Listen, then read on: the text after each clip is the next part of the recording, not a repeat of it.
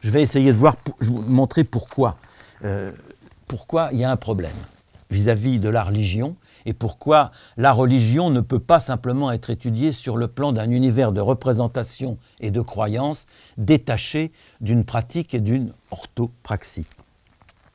Car elle est à la fois, la religion, elle est à la fois un univers de représentation et un domaine des actes. Alors, Evans Pritchard, le grand anthropologue d'Oxford, converti au catholicisme, avait donné une définition extrêmement courte pour désigner la religion chez les Nuer, qu'il avait étudiée en Afrique, dans le Soudan de l'époque, en disant « La religion, c'est la croyance en des êtres surnaturels ».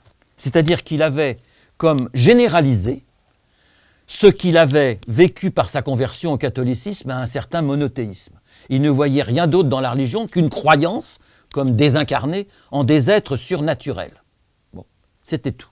Quant à Lévi-Strauss, travaillant sans jamais y toucher, il n'y a jamais le mot religion présent dans l'œuvre de Lévi-Strauss, pas plus qu'il y a la notion de hiérarchie. Il y a asymétrie, dualisme, mais il n'y a jamais hiérarchie, comme le montre tout le travail de Dumont à partir d'Aliénard et plus tard dans toute son analyse synthétique d'Homo hierarchicus sur le système des castes. Alors Lévi-Strauss, dans le totémisme aujourd'hui, lui, va bien nous parler de la religion totémique, mais il va en oublier totalement la dimension actée, à savoir qu'il va s'engager dans une analyse qui va être elle aussi généralisante, comme celle d'Evans Pritchard, mais à l'opposé de celle d'Evans Pritchard, il va la détacher pour en plaider les invariants cognitifs, à savoir que le totémisme australien est une illustration des invariants du fonctionnement du cerveau humain, quelles que soient les cultures dans lesquelles on va l'appréhender. Autrement dit, nous sommes tous quelque part des totémiques, et ça procède d'une formule purement logicienne.